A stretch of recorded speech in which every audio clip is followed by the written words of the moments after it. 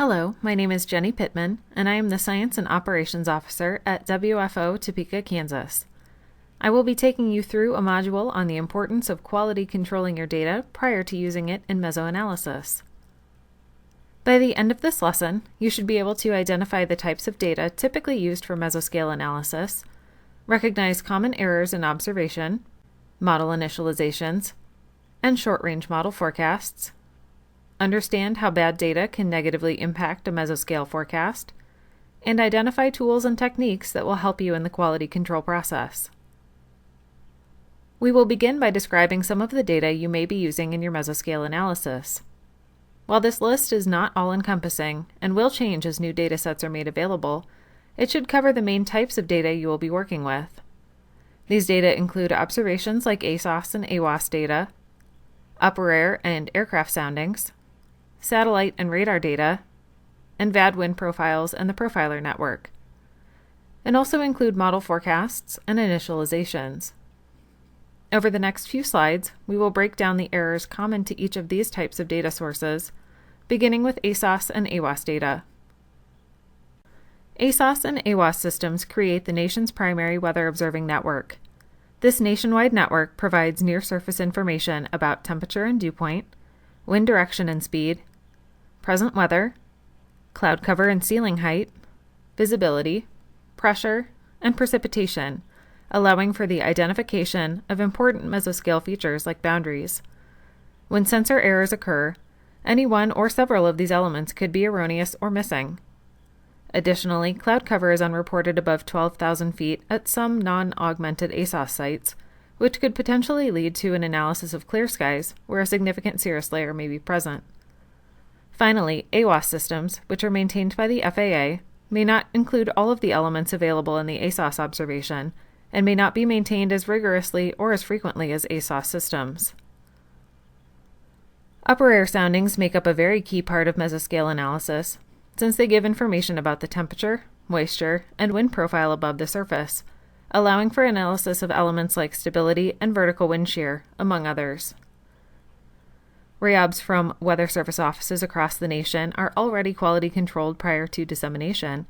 Therefore, their primary pitfalls are occasional missing flights and the large spatial gaps between these upper air soundings.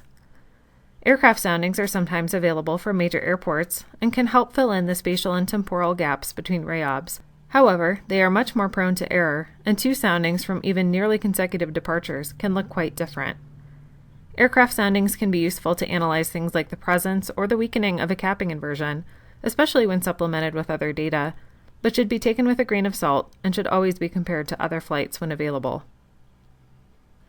Satellite imagery is an outstanding resource for mesoscale analysis, and its utility is described in detail in the MEA Tools and Tech module on utilizing GOES for mesoscale environment analysis. Satellite data can experience occasional outages or other errors, but typically occur over a large area and are relatively easy to pick out. However, a pervasive error that will need to be remembered and accounted for when interpreting satellite imagery for mesoscale analysis is the parallax error. In simplest terms, the location of a feature like a thunderstorm is perceived in a slightly different location due to the angle at which the satellite views the surface of the Earth. For more information about the parallax error, consider visiting the VLab resource shown below, which links to a video provided by the Operations Proving Ground. In this example, the updraft on GO 16 is displaced to the north-northwest of the lightning and radar features due to parallax error. It is important to note and remember how parallax error impacts your local area, as it differs based on ground location relative to the satellite and which satellite you are using. Radar imagery is also an important part of mesoscale analysis, particularly on a state or regional scale. Since we are focusing on mesoanalysis and not storm-scale analysis, the main radar data sources we will discuss are MRMS, or other radar composites of reflectivity, and we will not get into the issues that occur for single-site radars and products like velocity or dual-pole variables. In the national radar composite image on the slide, you can easily identify ground clutter from the radars across the Midwest and the Southern Plains. However, it becomes more difficult to differentiate ground clutter and any non-meteorological scatterers that may exist from the true precipitation along the East Coast, particularly in Georgia and northern Florida. This issue is also exacerbated when ground clutter and non-meteorological scatterers are ingested into the hot start of a convection-allowing model, which can happen on occasion. Finally, when looking at a composite product, it can sometimes be difficult to tell when a single site radar is missing, creating erroneous holes in the imagery. Radar is also a useful tool for creating a vertical picture of the low to mid-level wind profile, particularly in areas or at times when upper air data are unavailable.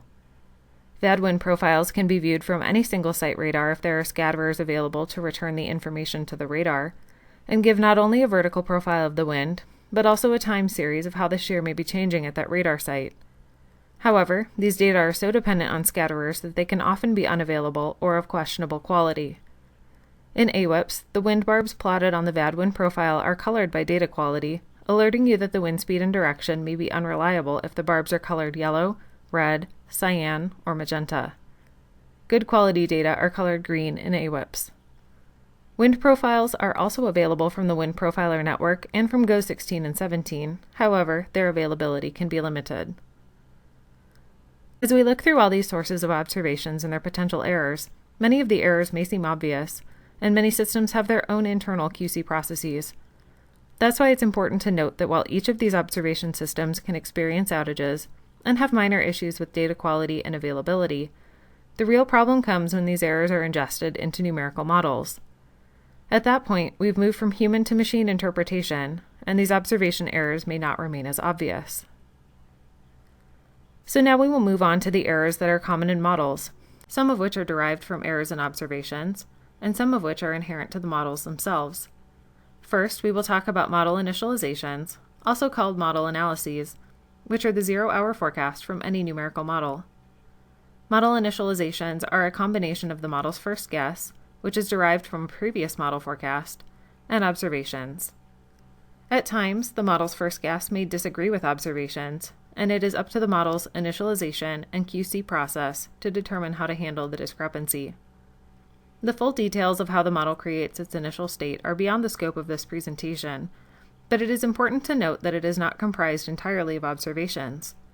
Additionally, the QC process may not always catch bad observations before adjusting its initial state to account for them, carrying these bad observations forward into the subsequent model forecast. Finally, models are limited by their fixed vertical and horizontal grid spacing, which means not all small features will be accurately represented in the model, even if they are in observations, and that interpolation and extrapolation will occur to ensure data exists at each grid point. This is an example of how model grid spacing impacts the resolution of small features. In the image on the left, a 3-kilometer grid spacing is shown over a radar reflectivity image of a supercell. On the right, you can see the same supercell with a 12-kilometer grid spacing overlaid. It is important to note that 9 to 12 grid points are needed to represent a feature, so a 12-kilometer grid spacing in a model does not mean it can resolve a feature as small as 12 kilometers. In reality, the smallest feature a model can resolve will be about 3 to 4 times its grid spacing. In this case, the 12-kilometer model would very poorly resolve this supercell, while the 3-kilometer model should be much more capable of resolving the feature. Short-range model forecasts are also important for mesoscale analysis, since models take a bit of time to run, and their availability will fall behind current conditions. However, any problems that were present in the model analysis will only be exacerbated in the forecast, and any model forecast is even less likely to represent the true state of the atmosphere than its initialization, due to the chaos theory, gaps in observations, and assumptions made by the model. These assumptions include parameterizations, which are essentially the simulated effects of processes that are too small to be represented by the model. Convective parameterizations, for instance, can greatly impact the vertical temperature and moisture profile, and will be shown later in an example. And finally, model-derived convective parameters like CAPE and SIN, especially on a plan view, may not be truly representative of the atmosphere's stability. An example of this will also be shown later in the module. Now that we've identified common errors in both observations and in model initializations and forecasts, let's move to a few examples that will highlight how these errors can negatively impact a mesoscale analysis. The first is an example of an outflow boundary that is identified here on a WPC surface analysis in far southern Oklahoma. This outflow boundary has separated out from ongoing convection in central and eastern Oklahoma and is beginning to stall near the Red River. The outflow boundary is identifiable in surface observations just north of the Red River, where winds are currently calm, but are southerly to the south and north to easterly in the cooler air mass to the north. Additionally, the outflow boundary is just visible off the Frederick, Oklahoma radar, moving to the south. The time step between these images is approximately 20 minutes. These radar images and surface analyses are from August 30th of 2019. The outflow boundary eventually stalls near the Red River and is responsible for initiating new convection during the late morning and early afternoon. The 12Z HRRR, which is pictured here, accurately resolved the outflow boundary at its initialization and appropriately forecast its role in convective initiation later in the day. However, the 12Z NAM struggled to represent the outflow boundary and its progression, and did not show additional convective initiation later in the day, resulting in a completely different forecast. This next example shows a disagreement between the HRRR model initialization and the model forecast over the next few hours, possibly indicating a disagreement between the model first guess and observations. Since the HRRR uses a hot start, it uses radar reflectivity as part of its initial state, and its 0-hour simulated reflectivity should closely mirror radar reflectivity, as it does in this example. Note that we are focusing on the area of light reflectivity returns in the Texas Panhandle through central Oklahoma. However, once we move beyond this 0-hour model initialization, the area of light reflectivity quickly dissolves, leaving the area dry. In reality, light rain persisted through the area over several hours, which makes it difficult to trust both the precipitation forecast and any other model elements in this area from this particular model run. Now, the previous example may not seem very impactful, as the precipitation was very light. However, this issue can also happen with more robust convection. In this next example, we see two areas of convection that are present at HRRR model initialization, again across the Texas Panhandle and portions of Oklahoma. When compared with the initialization, the areas of convection are fairly well represented, at least in their presence and spatial coverage, although perhaps not in intensity. We will focus in this example primarily on the area of convection in the southern Texas Panhandle. So while the convection is present, albeit underrepresented in strength, at model initialization, it quickly dissipates over the next few hours in the HRRR forecast. In reality, that area of convection remained intense and progressed to the south over the next several hours, and produced a swath of significantly severe winds across West Texas.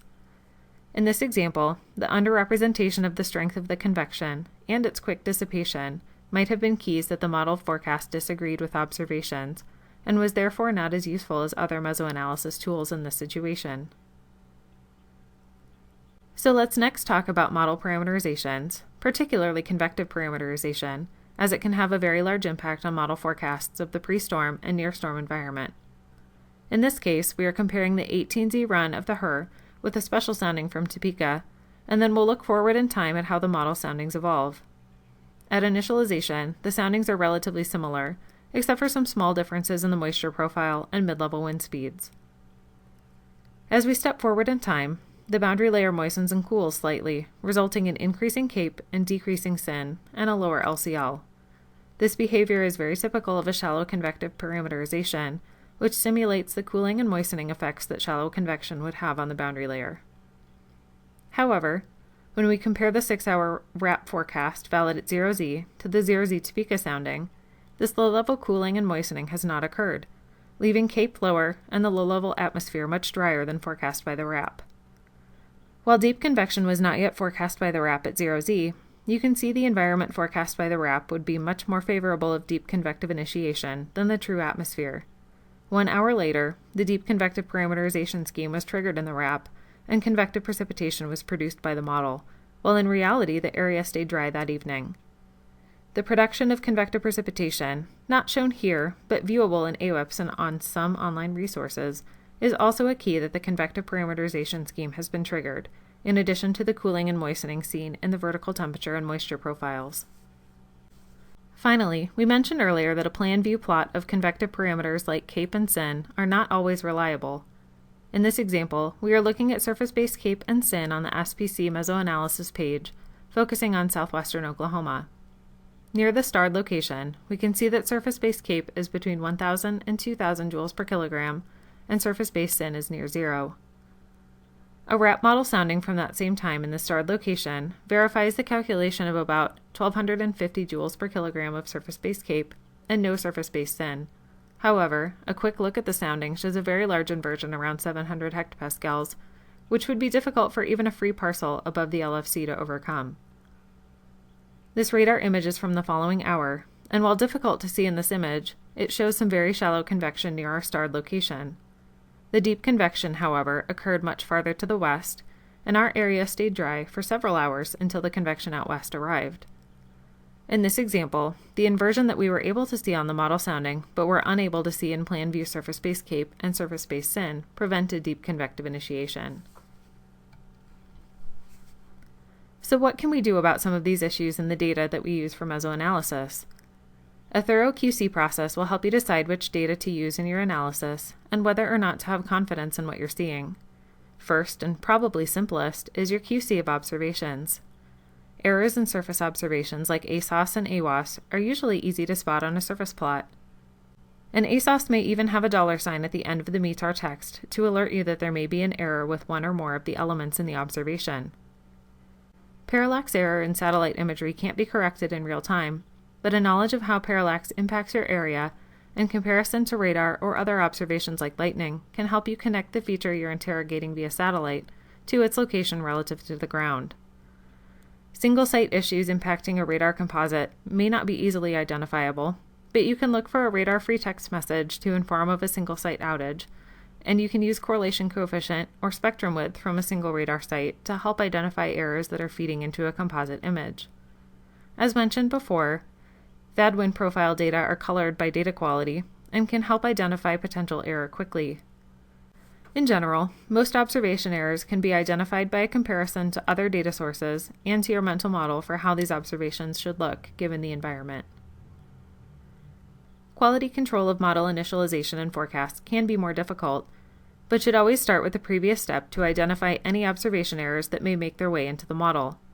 After that, look for any bullseyes or specific points that stand out from the rest of the base fields like temperature, dew point, and winds. If the model is initialized with radar data, compare the initial state with the radar reflectivity and see if the aerial coverage and intensity of precipitation match up.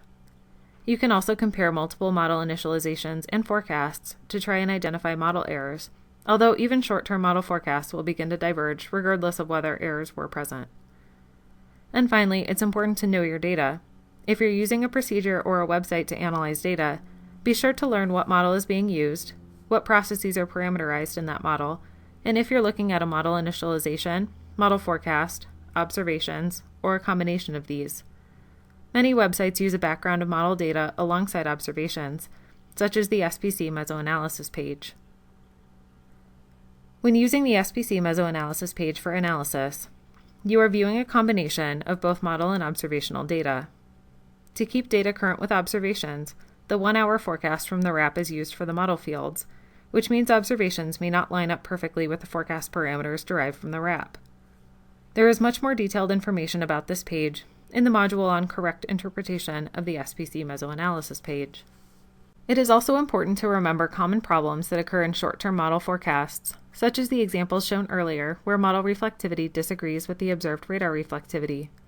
When you see rapidly dissipating precipitation in the first few hours of a model forecast, be sure to do your own thorough analysis of whether or not you think that precipitation should dissipate, and be wary of any of the model fields in subsequent forecast hours if you disagree with the model forecast. To identify issues caused by convective parameterization, you can look at soundings to try and identify erroneous cooling and moistening of the boundary layer, or suspect increases in CAPE and SIN. When the deep convective parameterization scheme is activated, you will see convective precipitation produced by the model, but you will not see this when only the shallow parameterization has been triggered. Now keep in mind, the parameterization is trying to simulate the effects of convection, so if you expect convection, these changes in temperature and the moisture may not be incorrect. Be sure to analyze whether or not you expect convection using observations in the initial model state, and check for things like moisture or temperature advection into the layer before deciding the model is incorrect. You can also compare the parameterized model solutions to convection-allowing models to help determine the impact of the convective scheme. Finally, be sure to carefully analyze observations for boundaries, gradients, and small-scale features that may be important in your mesoscale forecast. Determine whether or not these features are present in model analyses and forecasts, and whether or not you think they are being handled well. For example, some microphysics schemes result in more aggressive cold pools and thus faster moving outflow boundaries. Know the spatial resolution of the model you are using, and whether or not it should be capable of resolving your feature of interest. And again, be wary of using the model initialization or forecast if all features are not represented. We will now proceed to a knowledge check of the information presented in this module. Each question will remain unanswered for 20 seconds, then the answer will be revealed. Please keep track of your answers and whether or not you answered correctly. You may pause the video if you need more time.